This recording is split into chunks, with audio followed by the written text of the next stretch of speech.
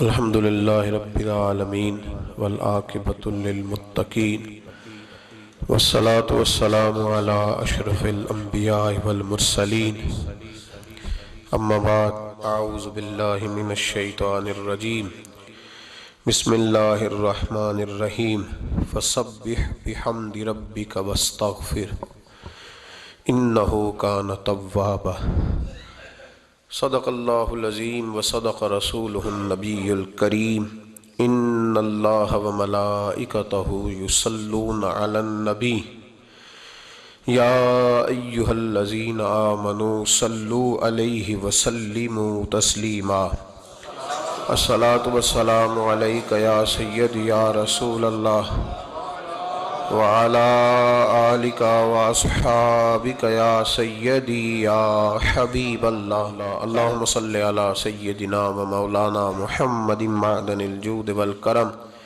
وعلى آله وأصحابه وبارك وسلم۔ تمام تعریفیں اللہ تعالی جل مجدہ الکریم کے لیے اور ہر قسم کے درود و سلام نبی رحمت سید عالم صلی اللہ علیہ وسلم کی ذات والا صفات کے لیے حمد و صلات کے بعد انسان کا سب سے زیادہ تعلق اس کے رب کریم کے ساتھ ہوتا ہے۔ اللہ تبارک و تعالیٰ کی طرف سے اسے نعمتیں ملتی ہیں، رب کریم کی طرف سے اس پر عطائیں ہوتی ہیں۔ اللہ کی طرف سے وہ آیا ہے اور واپس اللہ ہی کی طرف لوٹ جائے گا۔ ابتدا بھی مالک کریم کی ذات ہے اور انتہا بھی اسی رب کریم کی ذات ہے۔ انسان دنیا میں جتنے بھی پیچ و تاب کرتا ہے، جتنی بھی دنیا داری کرتا ہے اور جتنے بھی معاملات میں وہ وقت گزارتا ہے، وہ سارے عارضی ہیں، وقتی ہیں، اور بہت ساری چیزیں تو صرف اور صرف دھوکہ ہیں اور دھوکے کے سوا کچھ بھی نہیں۔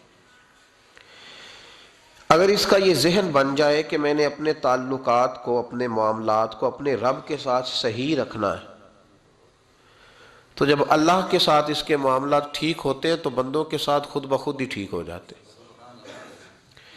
اگر خشیت الہی پیدا ہوتی ہے، خوف خدا اسے نصیب ہو جاتا ہے، اور اگر اللہ تبارک و تعالیٰ کا قرب اسے میسر آتا ہے، اس رستے کا یہ سفر شروع کر دیتا ہے، تو بندوں کے ساتھ تو معاملات ویسے ٹھیک ہو جاتے ہیں۔ اس لیے کہ جب اللہ سے ڈرے گا، نہ دھوکہ کرے گا، نہ فریب کرے گا، نہ جھوٹ بولے گا، نہ کسی شخص کے ساتھ بددیانتی کرے گا، جب اللہ کے ساتھ اس کا تعلق ٹھیک رہے گا، اور جب یہ اپنے آپ کو آزاد سمجھے گا نا کہ میں ہوں اور میں ہی ہوں اور میں نے ہی چلنا ہے، تو پھر یہ اپنی مرضی سے معاملات کو چلائے گا تو خرابی پیدا ہوگی۔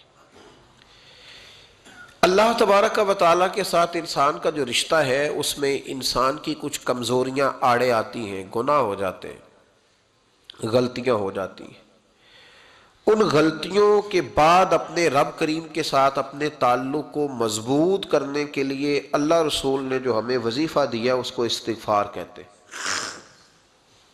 استغفار ویسے اس کا لغوی معنی تو ڈھانپنا ہوتا ہے، یہ غفر سے بنا ہے، لیکن اس کے اصطلاحی معنی یہ ہے کہ جو گناہ انسان سے ماضی میں ہو جائیں ان سے معافی چاہنے کا نام استغفار ہے۔ کچھ لوگ توبہ اور استغفار کا لفظ اکٹھا بولتے ہیں، لیکن توبہ کا معنی ہوتا ہے آئندہ گناہ نہ کرنے کا وعدہ کرنا، اور استغفار کا معنی ہوتا ہے پچھلے گناہوں سے اللہ کے حضور معافی مانگنا۔ اگرچہ مفہوم کے لحاظ سے یہ ہم معنی ہی بنتے ہیں، لیکن ان کا جو اصطلاحی مفہوم ہے وہ یہ ہے کہ جب آپ پچھلے گناہوں سے معافی مانگ رہے ہوتے ہیں تو اس کو استغفار کہتے ہیں۔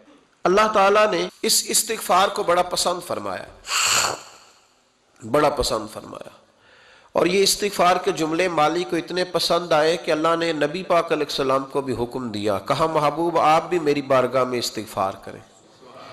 اگرچہ حضور کا استغفار اس معنی میں نہیں ہے، بلکہ نبی پاک کا استغفار تو بلندی درجات کا معاملہ ہے، چونکہ استغفار خود ایک عبادت ہے، تو یہ عبادت کرنے کا اللہ نے اپنے محبوب کو بھی ارشاد فرمایا۔ جب فتح مکہ ہوئی تو فرمایا اذا جاء نصر اللہ والفتح، جب اللہ کی مدد آئی تو پھر فتح نصیب ہوئی، وَرَأَيْتَ النَّاسَ يَدْخُلُونَ فِي دِينِ اللَّهِ أَفْوَاجًا، تو پھر آپ دیکھیں گے لوگوں کو، لوگ فوجوں کی فوجیں دین میں داخل ہو رہے ہیں۔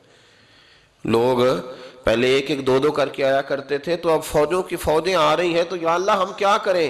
تو رب کریم نے فرمایا محبوب فسبح بحمد ربک واستغفر، اپنے رب کے لیے حمد کرو، تسبیح پڑھو اور استغفار کرو۔ کیا کرو؟ استغفار، معافی مانگو، اس کے حضور آہذاری کرو، استغفار کرو۔ معنی یہ ہوا کہ جب تو غلطی ہو جائے پھر بھی استغفار کرو، جب اللہ زیادہ نعمتیں دے پھر بھی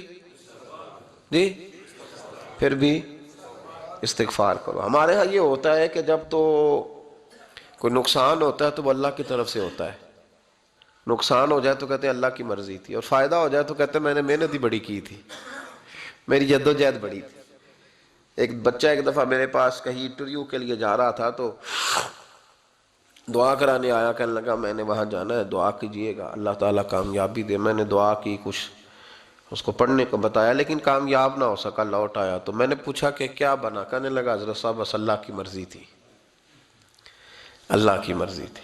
پھر ایک دفعہ گیا تو نہ اللہ کی مرضی تھی، تیسری دفعہ گیا کامیاب ہو گیا۔ تو بھئی اب کیا بنا؟ کہنے لگا جی جب میں داخل ہوا تو اس نے جاتے ہی مجھ سے پوچھا سب سے پہلا سوال یہ کہ تمہیں جنرل نالج کی بھی کچھ معلومات ہے یا شعبے کے آدمی ہو؟ تو میں نے کہا جناب پوچھئے۔ تو انہوں نے پاکستان کا حدود اربہ پوچھا تو میں نے فٹافٹ بتا دیا۔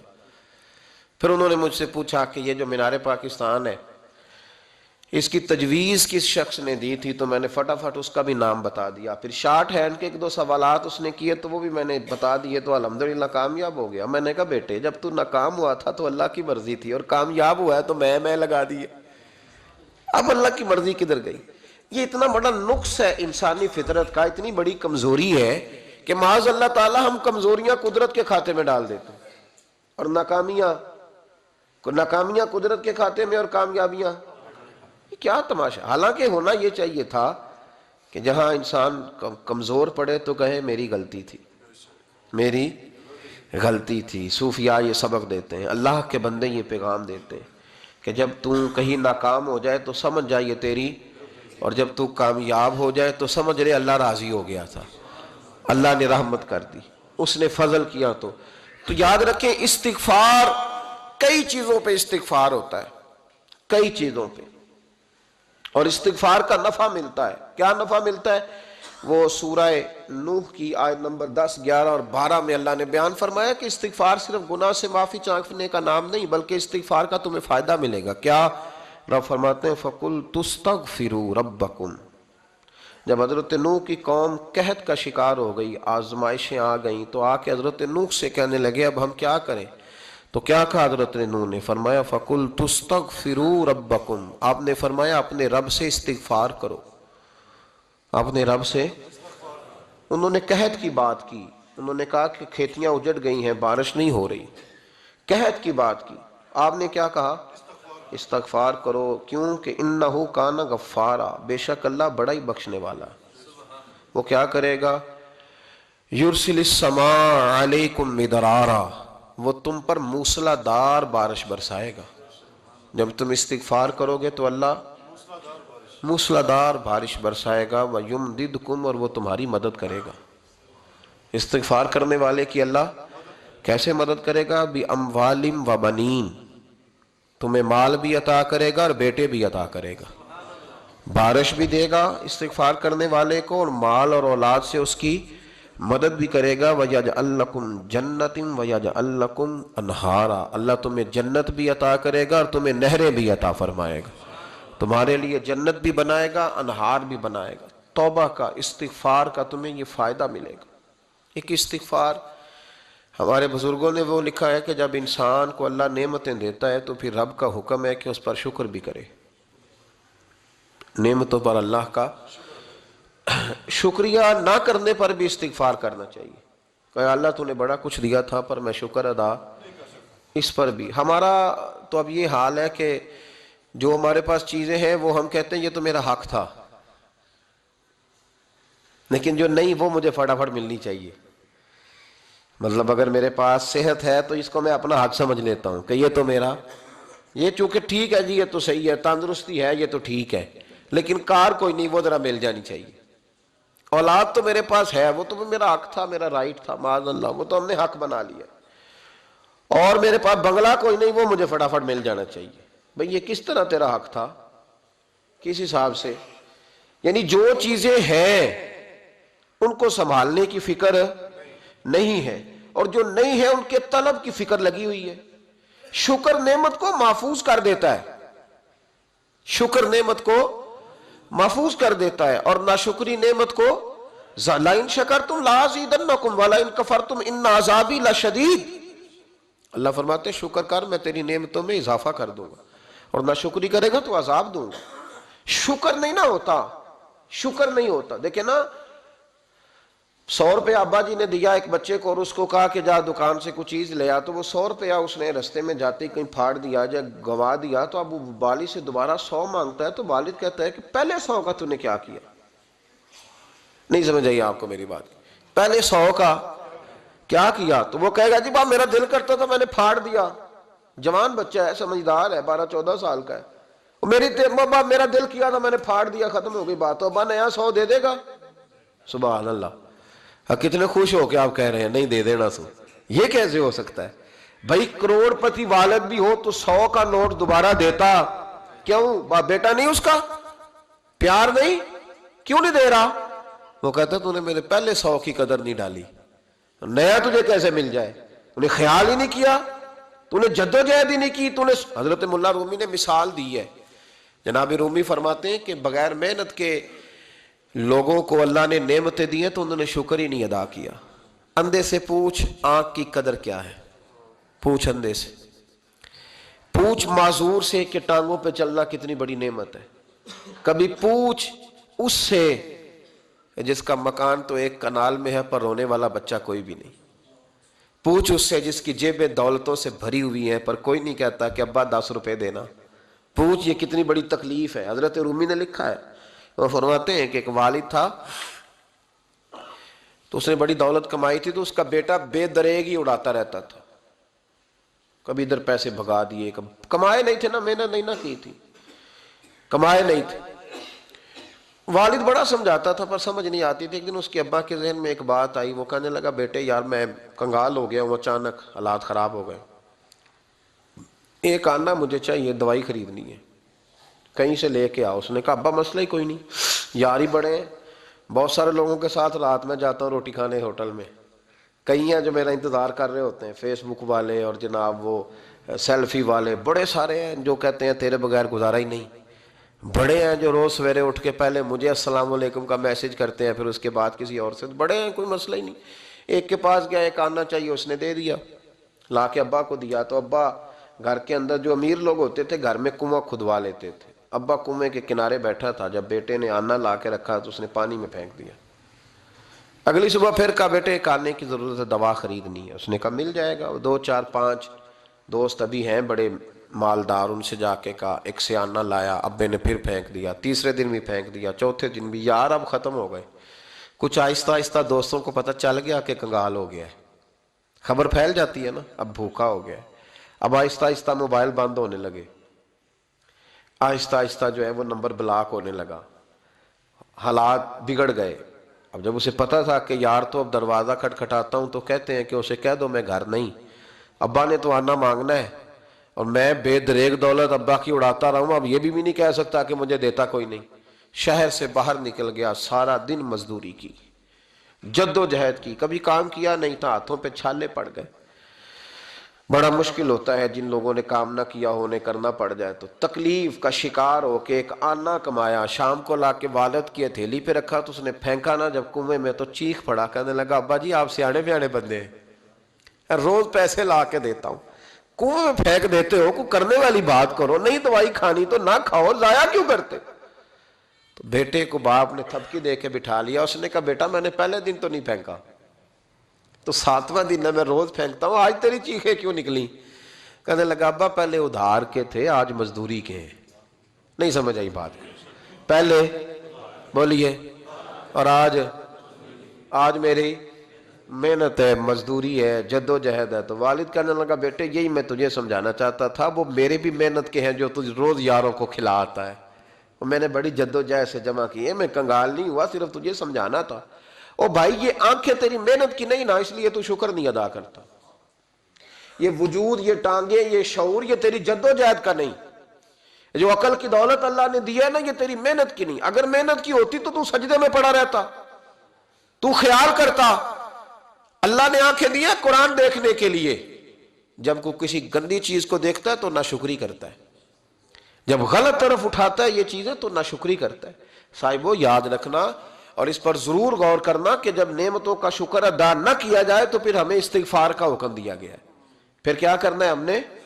استغفار کہ یا اللہ ہم تیری نعمتوں کا شکر ادا نہیں کر سکے تو ہمیں معاف فرما دے، تو ہم سے درگزر فرما، معاف فرما۔ ایک استغفار اس بات کا ہے کہ دیکھیں نا، یہ رسول پاک علیہ السلام کا فرمان ہے، یہ حدیث امام رازی نے لکھی ہے، اور نبی پاک کی فرمان کے لحاظ سے جو چیز ہمارے سامنے آئے نا اس پر ہماری آنکھیں بھی کھل جانی چاہیے، دل بھی کھل جانا چاہیے، کہ کوئی خاص ہی بات تھی جو حضور نے بیان فرمائی صلی اللہ علیہ وسلم۔ سرکار دو عالم علیہ السلام نے فرمایا ایک آدمی نے 500 سال بغیر ریاکاری کے اللہ کی عبادت کی۔ کتنے سال؟ 5 سال نہیں ہوتی بغیر ریاکاری کی۔ تہجد پڑھنے والا جب تک 6 لوگوں کو بتا نہ دے تہجد پڑھی ہے، اتنی دیر تو تہجد آگے بڑھتی نہیں، کم از کم 6 بندوں کو پتا ہونے چاہیے۔ اور میرے جیسے حاجی نمازیوں کا تو دل کرتا ہے کہ وظیفے پہ بندہ رکھا جائے جو تعریفیں کرے صبح و شام۔ حاجی صاحب کی کیا بات ہے، حضرت صاحب کی وظیفہ دیں گے اس کو مہینے کا، وہ تعریف کرے کھول کے کہ آپ کی بڑی بات۔ یہ مرض ہے، تعریف سننا نا یہ بیماری ہے، اس نے جھوٹ کو جنم دیا ہے، بہت بڑا مرض ہے۔ حضرت سعدی نے اس پر بہت بڑے مقالہ جات لکھے ہیں اور فرماتے ہیں یہ مرض کچھ لوگوں میں بہت زیادہ ہوتا ہے۔ ایک امیروں میں، امیر لوگ ناراض نہ ہو جائیں پر انہوں نے کہا ہے تو کوئی حکمت ہوگی نا، امیروں میں تعریف سننے کا مرض بہت زیادہ ہوتا ہے۔ فرماتے ہیں ایک بادشاہوں میں اور تیسرا عورتوں میں، ان میں یہ بیماری بہت زیادہ ہوتی ہے۔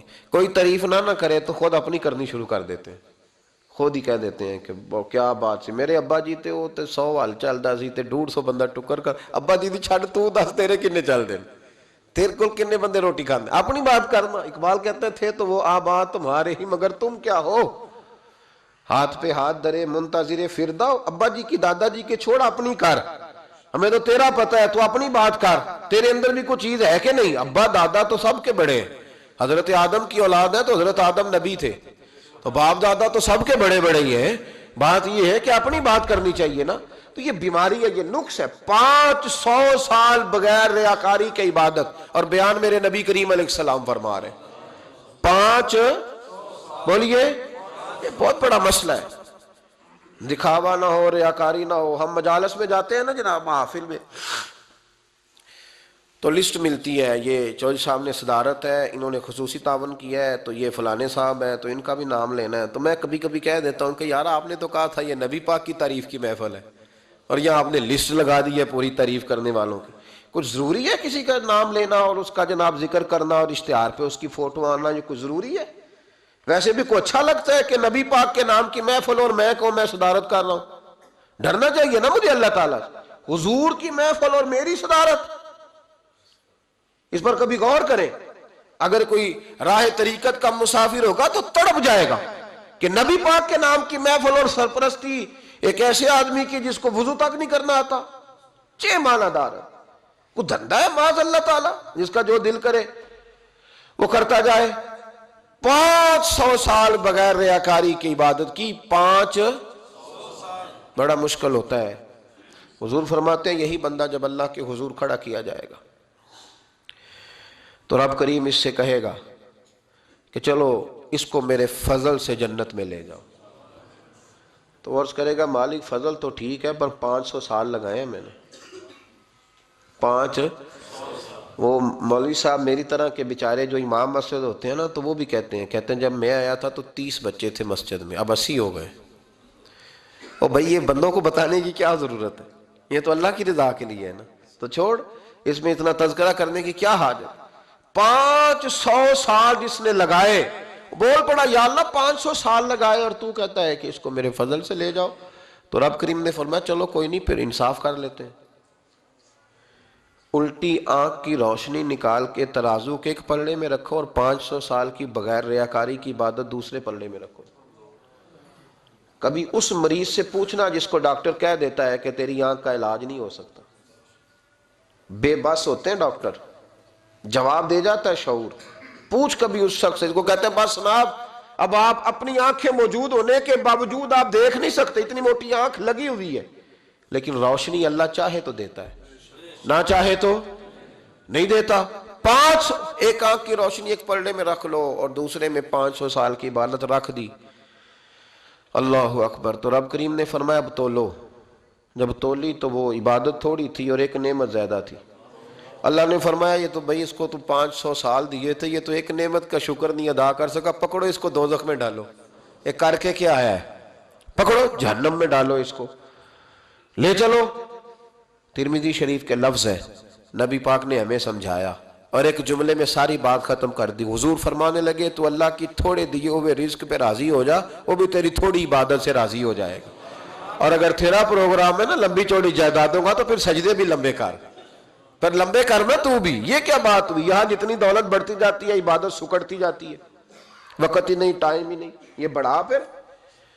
تو جب دوزخ میں جانے لگا نا تو پھر خیال آیا، تو حضور فرماتے ہیں استغفار کرنے لگا، کہنے لگا اللہ میں بھول گیا تھا، اللہ مجھے غلطی لگ گئی، استغفار کر رہا۔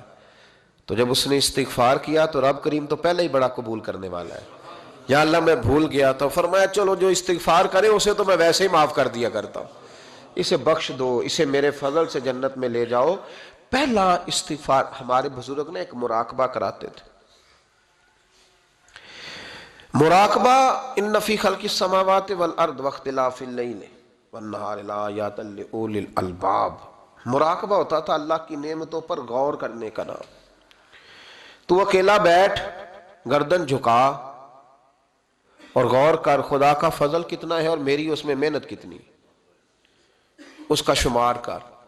اس طرح کر کے 2 خانے بنا، ایک خانے میں اللہ کی نعمت رکھ اور دوسرے میں پھر اپنی محنت رکھ۔ اس کو کہتے ہیں مراقبہ۔ یہاں سے مراقبہ سٹارٹ ہوتا ہے۔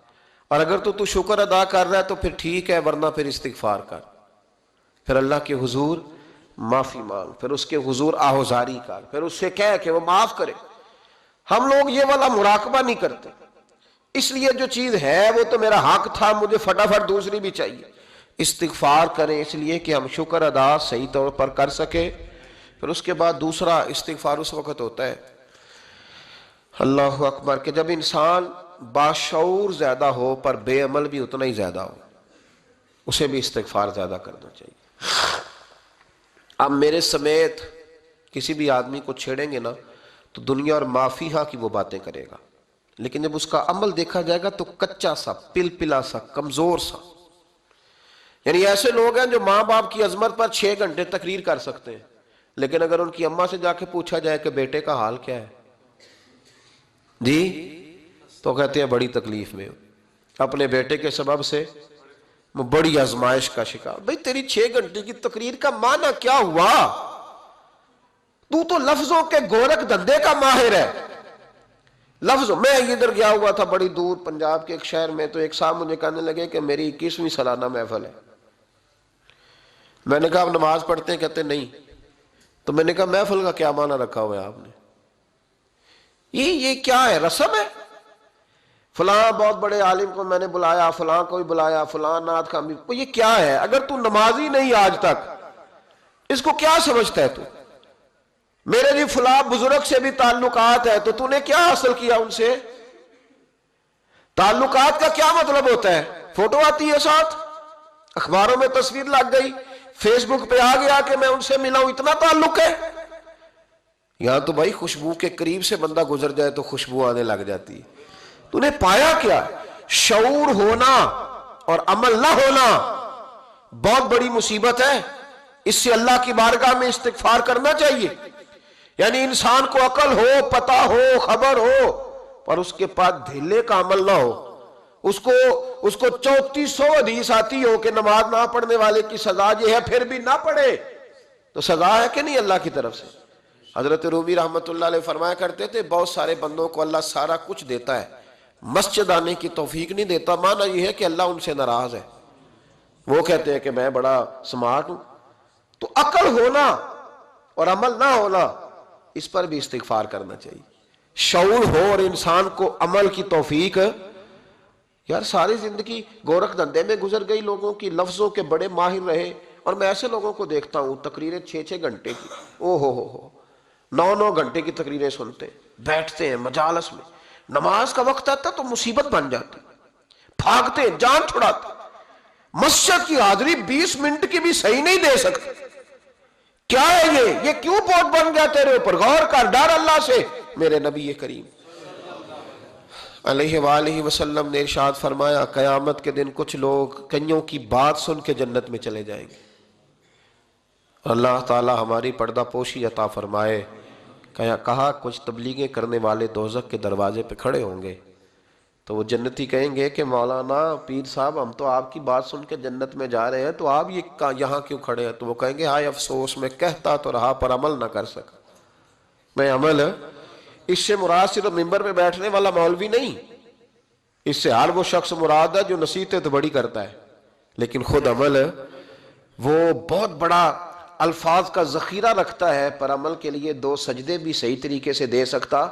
پھر وہ استغفار کرے، پھر وہ اللہ کی بارگاہ میں معافی مانگے، پھر وہ توبہ کرے. اس لیے کہ جو جتنا بڑا ہوتا تھا نا اس پہ خشیت بھی اتنی زیادہ طاری ہوتی، اس پر خشیت بھی اتنی جتنا. حضرت عمر فاروق رضی اللہ تعالیٰ عنہ کو زخم لگ گیا، شدید زخم لگا، آپ آ گئے، بڑی زیادہ خون بہ گیا ہے، بہت سارے صحابہ آپ کے گرد جمع ہو گئے، حضرت عبداللہ ابن مسعود بھی آ گئے، تو جناب عمر رونے لگ گئے. اب تو رونا آتا ہی نہیں لوگوں کو. حضرت محی الدین ابن عربی کہا کرتے تھے جس کو پورا ہفتہ ہو گیا نا وہ طریقت کا مسافر بھی. جاگ رہے ہیں آپ حضرات؟ کہتے تھے جس کو پورا ہفتہ ہو گیا نا طریقت کا مسافر بھی ہے پر اللہ رسول کی یاد میں رویا نہیں. فرماتے تھے مجھے تو اس کے ایمان پر شک ہونے لگ گیا کہ 8 دن ہو گئے اسے خیال ہی نہیں آیا. حضرت عمر میدان میں جس شخص کے کبھی پاؤں نہیں لڑکھڑائے، اللہ رسول کی بات آتی تھی تو دریا بہتے تھے آنسو. یہاں حال ہی کوئی نہیں، خشک خوش جملے اور جناب موٹے موٹے تراشے ہوئے فکرے اور لفظوں کی ہیرا پھیری، اس کے علاوہ کوئی چیز نظر ہی نہیں آتی. حضرت عمر رونے لگے، آخری وقت ہے، تڑپ رہے ہیں، آنسو بہ رہے. حضرت عبداللہ ابن مسعود آ گئے، انہوں نے کہا عمر تیری ہجرت بھی بڑی باکمال تھی، تیرا اسلام قبول کرنا بھی بڑا ہی باکمال تھا، حضور بھی تجھ سے ہمیشہ راضی رہے. عمر تو روتا کیوں ہے یار؟ بات تو یہ ہے کہ جب تو نے خلافت سنبھالی تو پھر تیرے طریقے بھی باکمال ہی تھے، اور جب تو میدان میں اترتا تھا پھر بھی تیرے معاملات باکمال تھے، اور جب تو مال غنیمت بانٹتا تھا پھر بھی تو باکمال. یار ہر موقع پہ تو باکمال تھا تو جاتے دفعہ روتا کیوں ہے؟ ان کا استغفار دیکھو، ان کی توبہ دیکھو. حضرت عمر پھر رو پڑے، کہنے لگے عبداللہ لوگوں کو میری نیکیوں کا پتہ ہے، گناہوں کا تو نہیں نا پتہ. وہ تو میں جانتا ہوں یا میرا مالک جانتا ہے نا، نیکیاں تو سب کے سامنے، پر من آنم کے من دانم جو اندر چھپے ہوئے گناہوں کے ڈھیر ہیں وہ تو میں جانتا ہوں. کہا تو نے میرے کلمہ پڑھنے سے لے کر میری حکومت تک میری ساری نیکیاں گنوائی ہیں، اب دعا کر میرے لیے. کہہ رہا میری نیکیاں اور بدیاں برابر برابر کر دے، مجھے درجہ نہیں چاہیے، بس اللہ مجھے معاف کر دے. درجوں کی ضرورت نہیں ہے. یہاں تو لوگ درجات لے کے بیٹھے. حافظ کہتا ہے کہ میں جتنے آیتیں ہوں گی اتنے میرے درجے بلند ہوں گے. پہلے درجوں والا کام تو کوئی کرنا. مولانا کہتے ہیں کہ نور کے ممبر پہ بیٹھوں گا، بھائی پہلے بتا نور کے ممبر کی طرف تیرا سفر بھی جاری ہے کہ نہیں. تاجر کہتا ہے کہ میں سخاوت کروں گا تو حضرت عثمان کے ساتھ جگہ ملے گی، پر حضرت عثمان کی سخاوت اور اپنی سخاوت کا فرق بھی دیکھ. مجاہد کہتا ہے کہ میں نبی پاک کے جہاد والے صحابہ کی پشت پہ رہوں گا تو پہلے اپنے کام تو دیکھ. اور جب ساری باتیں سمجھ میں نہ آئے تو پھر اللہ کی بارگاہ میں استغفار کر، پھر بیٹھ. بڑے لوگ استغفار کرتے، معافی چاہتے، اور یہ استغفار پھر اتنا کرم کرتا، اتنی آسانی کرتا، اس قدر بہتری کرتا کہ وہ مانگ تو اپنے گناہوں کی معافی رہے ہوتے تھے اور اللہ رحمتوں کے دروازے کھول دیتا تھا. اللہ ان پر کرم کے دروازے. حضرت امام حسن کے پاس ایک شخص آیا، حضرت امیر معاویہ بھی بیٹھے تھے، تو اس نے امام حسن سے آ کے کہا کہ حضور اولاد نہیں ہے، کوئی دعا کر دے. توجہ ہے میری بات پر؟ اب بھی لوگ پیروں کے پاس آتے ہیں نا ماشاءاللہ سے، اللہ خیر فرمائے. تو پیر صاحب اگر وظیفہ بتائیں تو وظیفہ چونکہ پڑھنا پڑتا ہے وہ کام مشکل ہے، لہذا تعویذ تو پیروں نے بھی اب ماشاءاللہ بڑی ترقی کر لی، انہوں نے بھی تعویذ چھپوا کے رکھ لیے. کون لکھے اتنے تعویذ، جو کہ ہر مرید کو تو تعویذ چاہیے.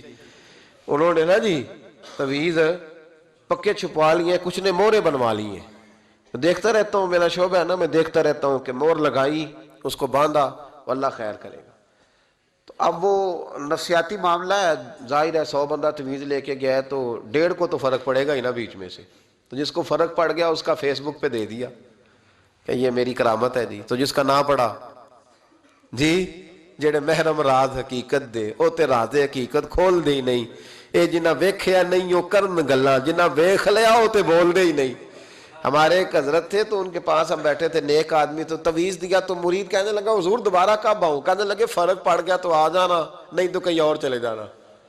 اس لیے کہ شیخ عبدالعزیز دباغ رحمت اللہ علیہ کے ایک مرید نے کہیں تنقید کر دی تھوڑی سی، یہ لفظ بسنا بہت بڑے ہیں، ان کی میں تشریح نہیں کروں گا، جتنے جملے اتنی بات کر کے بیت جاؤں گا، ان کی تشریح نہیں ہو سکتی، یہ ان کی توضیح نہیں ہو سکتی، کچھ تفصیل نہیں ان کی ہو سکتی، یہ جملے بڑے، میں کوئی تشریح نہیں کروں گا۔ اس نے کہا کہ حضور فلاں فلاں فلاں فلاں جگہ مجھے پریشانی ہے آپ کے حوالے سے، تو آپ فرمانے لگے میں نے کون سا باندھا ہوا ہے، نہیں سمجھ میں بات آتی تو کہیں اور چلا جا، باندھ کے رکھا نہیں، دروازے کھلے ہوئے ہیں، کہیں اور چلا جا، ختم ہو گئی بات، تنقید کرنے کی ضرورت چھٹی۔ اس لیے کہ وہ لوگ بت نہیں بناتے تھے کہ بس ادھر ہی پوجا کرنی ہے کہ کہیں اور نہیں جانا، یہ چھوڑے ہے نا ہمارے یہاں چکر چلا ہوا میرے علاوہ کہیں اور نہ جانا۔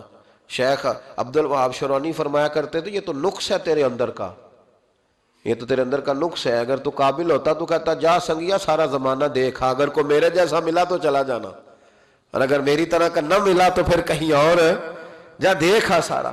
او بھائیو کیا چکر ہے، وظائف لوگ پوچھتے تھے تو ان پہ عمل کرتے تھے، وہ چیزیں فائدہ دیتی۔ حضرت امام حسن سے آ کے وظیفہ پوچھا، اس شخص نے کہا حضور اولاد کوئی نہیں تو وظیفہ بتائے، تو آپ نے فرمایا استغفار پڑھا کر، کیا کر؟ اس نے کہا ٹھیک ہے، تو حضور پھر میں دوبارہ کب آؤں؟ تو امام حسن کہنے لگے بے اولاد ہے نا تو استغفار کا وظیفہ بتایا نا؟ کہا ہاں۔ فرمانے لگے اب اس وقت آنا جب اللہ تجھے 10 بیٹے عطا کرے گا۔ کتنے؟ 2 4 نہیں، 10 ہی کہہ دیے۔ تو حضرت امیر معاویہ رضی اللہ تعالیٰ دیکھا، کہنے لگے حسن اتنا بڑا دعویٰ؟ آپ فرمانے لگے میں نے کہہ دیا نا تو اللہ فضل کرے گا، ہاں ہاں اللہ خیر کرے گا، خیر ہو جائے گی۔ وہ شخص کئی سالوں کے بعد آیا، کئی سالوں کے بعد، تو حضرت امیر معاویہ کو بھی ساتھ لایا، کہنے لگا حضور اللہ کے فضل سے اللہ نے 10 بیٹے عطا فرمائے، پورے 10 ہی اللہ نے دیے۔ تو حضرت امیر معاویہ کہنے لگے جناب بات تو آپ کی سچی ہو گئی، پر مجھے بھی بتائیں یہ وظیفہ کہاں سے لیا؟ فرمانے لگے قرآن پاک سے، سورہ نوح کی 10 11 12 آیت پڑھو، اللہ فرماتے ہیں تم استغفار پڑھو میں تمہاری بیٹوں سے بھی مدد کروں گا، مالوں سے بھی مدد کروں گا۔ تو میں نے استغفار بتائی تھی اور قرآن میرے اللہ کا ہے، رب کا وعدہ جھوٹا ہو سکتا؟ فرمایا 10 بیٹے ملنے تھے، میں نے کہہ جو دیا تھا۔ وہ میرے بھائیوں یاد رکھیں استغفار اللہ کی رحمت نازل کر، ایک ہوتا ہے خوف، ایک ہوتی ہے خشیت۔ خوف والے لوگ توبہ کرتے ہیں، خشیت والے استغفار کرتے ہیں۔ ایک ہوتا ہے خوف، ایک ہوتی ہے خشیت والے استغفار کرتے ہیں۔ نبی کریم علیہ السلام نے فرمایا میں دن میں 100 مرتبہ استغفار کرتا ہوں، دن میں۔ توبہ والا کہتا ہے کہ میں بھول گیا تھا مجھے معافی مل جائے، اور خشیت والا کہتا ہے میرا یار ناراض نہ ہو جائے، وہ استغفار ہی کرتا رہتا ہے، وہ معافی ماں۔ حضرت رومی نے مثال دی ہے، فرماتے ایک عورت تھی تو بھیک مانگا کرتی تھی، ایک دن بادشاہ کے دروازے پہ بھیک مانگنے گئی تو بادشاہ کو پسند آ گئی، اس نے نکاح کر لیا۔ 20 کنیزائیں اس بی بی کے پاس تھی خدمت کرنے کے لیے، روٹی دینے کے لیے، کپڑا دینے کے لیے، لیکن وہ ہر وقت روتی رہتی تھی، ہر وقت روتی۔ ایک سمجھدار کنیز کہنے لگی کہ ملکہ اب تیرا درجہ بہت بڑا ہے، تو ہر وقت روتی رہتی ہے، معافیاں ہی مانگتی رہتی ہے ہر وقت، کون سی ایسی نعمت ہے جو تیرے پاس نہیں؟ تو وہ کہنے لگی اس لیے تو روتی ہوں۔ کیا مانا؟ کہنے لگی اس لیے روتی ہوں کہ میں اس قابل نہیں تھی جو مجھے مل گیا، کہیں میرے سر کا سائیں ناراض نہ ہو جائے، وہ کہیں بگڑ نہ جائے، مجھے پتا ہے کہ میں کیا تھی اور مجھے کہاں تک پہنچا دیا، میں روتی اس لیے ہوں کہ کبھی کہیں وہ ناراض۔ حضرت عمر اس لیے روتے تھے کہ کہیں مصطفیٰ ناراض نہ ہو جائے، حضرت ابو بکر اس لیے تڑپتے تھے کہ کہیں اللہ کا فضل روٹھ نہ جائے۔ یہ جو مولا علی اپنے کمرے میں بیٹھ کے زور زور سے استغفار پڑھتے تو اس لیے نہیں کہ بڑے پاپ تھے جن کی معاذ اللہ معافی مانگتے تھے، اس لیے کہ رب رسول کہیں ناراض نہ ہو۔ خشیت تھی کہ جہاں ہم پہنچے ہوئے کہیں وہاں سے واپس، استغفار بندے کی اللہ سے صلح کرا دیتا ہے۔ بندے کی رب سے صلح ہو جاتی ہے جب استغفار. دیکھیں نا بڑی سادی سی بات ہے کہ دو بھائی ناراض ہوں تو بڑا کہتا ہے اس نے میری بے ادبی بڑی کی، تو چھوٹا اگر پاس آ جائے اور پیر پکڑ لے کہ چل یار معاف کر دے، تیرا بھائی نہیں. پتہ کیا ہوتا ہے؟ صرف معافی نہیں ملتی. ہاں صرف معافی نہیں. چھوٹے نے بے ادبی کر دی، بڑے کو تکلیف ہوئی، بات جب آگے بڑھی نا تو بڑے نے شکوہ کیا. جب لوگوں نے چھوٹے کو سمجھایا تو چھوٹا جب معافی مانگتا، ادھر دیکھو میری طرف، جب چھوٹا معافی مانگتا ہے نا اٹھ کے جاتا ہے اور بڑے کے پیر پکڑتا ہے تو نرا معاف نہیں کرتا، بڑا رو بھی پڑتا ہے، بڑا رو بھی پڑتا ہے. اور وہ کہتا ہے کہ وہ میں اور تم اماں کے پاس اکٹھے بیٹھتے، ایک باپ کی موٹر سائیکل پہ اکٹھے بیٹھتے، تو تیرا اور میرا رشتہ یار تو نے یہ کیوں؟ وہ جو آنسو نکلتے ہیں نا وہ درد ہوتا ہے، وہ کیف ہوتا ہے، وہ سوز ہوتا ہے، وہ لذت ہوتی ہے، وہ پیار ہوتا ہے. رب کہتا ہے تو معافی مانگ، انہو کان غفارا، تو معافی مانگ، میں تجھے معاف بھی کروں گا، تیرے اوپر رحمت بھی فرماؤں گا، تیرے اوپر کرم نوازی بھی کروں گا، تجھے نواز دوں گا، تجھے عطا کروں گا. حضرت موسیٰ کلیم اللہ علیہ السلام کا زمانہ مبارکہ تھا، قحط پڑ گیا، بارش نہیں ہوتی. ہم لوگ نا اب تو خیر ہمارے پاکستان میں تو ٹیبل ٹاک ہوتی ہے، ٹاک شو ہوتے ہیں، ہمارے ہاں تو پتہ کیا جاتا ہے کہ بارش ہو کیوں نہیں رہی، پھر اس پہ یہ ہوتا ہے کہ دھواں بڑا چڑھ گیا ہے، حالات بڑے خراب ہیں، فلاں ایسے ہو گیا، قحط کا. ہم تو اسباب تلاش کرتے رہتے ہیں نا جی، فوگ بہت زیادہ ہے، فلاں چیز ایسے ہے، فلاں چیز ایسے ہے، ہم تو یہ تلاش کرتے رہتے ہیں. وہ لوگ یوں نہیں کرتے تھے، وہ سیدھے جا کے مصلوں پہ بیٹھتے تھے، اس لیے کہ وہ کہتے تھے جب رب چاہتا ہے تو پھر کوئی چیز کسی چیز کو روک سکتی، وہ سیدھے مصلے پہ بیٹھتے. اعلیٰ حضرت فاضل بریلوی رحمۃ اللہ علیہ کے پاس ایک مولانا محمد حسین آئے، وہ فلکیات کے بڑے ماہر تھے، تو اعلیٰ حضرت نے فرمایا ذرا ستاروں کا حساب لگا کے دکھاؤ بارش کب ہوگی. کہنے لگا پورا مہینہ تو نہیں ہوگی. تو اعلیٰ حضرت رحمۃ اللہ علیہ فرمانے لگے کہو کہ میرا علم کہتا ہے مہینہ نہیں ہوگی، اللہ چاہے تو ابھی ہو سکتی ہے. کہنے لگا جی وہ تو ٹھیک ہے پر میرا علم، وہ جیسے روز لوگوں نے پیر نیٹو شہنشاہ صاحب نہیں کھولے ہوتے کہ بارش کب آئے گی، اور اس کی طرف نہ دیکھ، مصلے پہ بیٹھ، مہربانی کر مصلے پہ بیٹھ، اللہ کی بارگاہ میں حاضر ہو، اسے معافی مانگ، اسے منا تاکہ وہ رحمت کی بارش. کہنے لگا جی میرا علم کہتا ہے. تو اعلیٰ حضرت فرمانے لگے پھر وہی بات، تو کہے اللہ چاہے تو بارش ابھی، لیکن یہ جو اڑ گئے ہیں نا بیچارے، یہ اڑی گئے ہیں، یہ جہاں الجھ گئے ہیں وہاں یہ لوگ الجھ گئے، اللہ ہمیں الجھنے سے محفوظ فرمائے.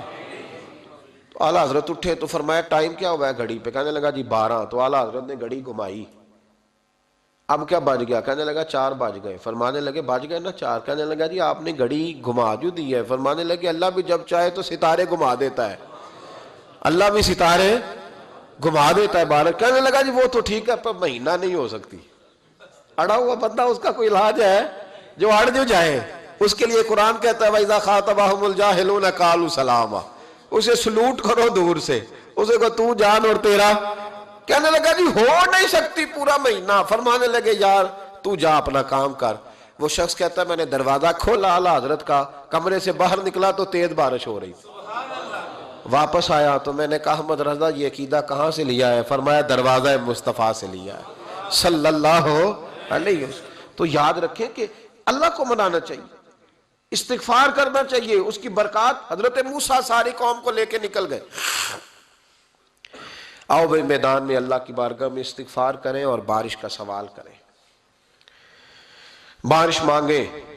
جب باہر نکلے دیر تک دعائیں ہوتی رہیں تو حضرت موسیٰ علیہ السلام کو رب کریم نے وحی فرمائی کہ موسیٰ آپ کی قوم میں نے ایک شخص ہے جس کو 40 سال ہو گئے نافرمانی کرتے، اس نے رب سے صلح نہیں کی. کتنے لوگ ہیں؟ ایک. اور 40 سال سے وہ نافرمان ہے، اس کو مجمع سے نکال دو بارش ہو جائے گی. اگر ایک گناہگار کی وجہ سے بارش رک جاتی ہے اور جہاں دروازے کھلے ہوئے ہوں، جہاں تنہائیاں خوفناک ہوں، اور جہاں تباہی اتری ہوئی ہو، اور جہاں لوگ کروڑوں روپیہ مال ہڑپ کر گئے ہوں، اور جہاں علماء کو ہاتھ کڑیاں لگا کے ٹھنڈی زمینوں پہ لٹا دیا جائے اور قوم کہہ رہی ہو اچھا ہوا اچھا ہوا، اور لوگ پھبتیاں اڑا رہے ہوں، مذاق کر رہے ہوں، تو پھر اس قوم پہ کس طرح کر کے فضل الہی، اور یہ مولوی کا معاملہ نہیں، یہ تو ممبر رسول کا معاملہ ہے۔ میرے مصطفیٰ نے یہ نہیں کہا پیر میرا وارث ہے، حضور نے فرمایا عالم میرے دین کے وارث ہے۔ ہاں ہاں، حضور نے فرمایا جس نے عالم کے چہرے کا دیدار کیا سمجھے میں نے اپنے نبی کی زیارت کی ہے۔ لیکن یہاں تو خیر یہ عنوان نہیں، ورنہ میں اس پر جاتا۔ ہائے، تو کہا ایک بندہ ہے 40 سال سے اللہ کی نافرمانی کر رہا ہے، وہ اگر نکل جائے تو بارش ہو جائے گی۔